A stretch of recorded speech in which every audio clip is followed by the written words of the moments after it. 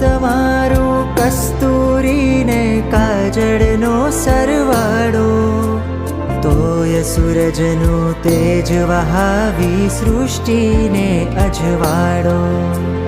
તોય સૂરજનું તેજ વહાવી સૃષ્ટિને અજવાળો.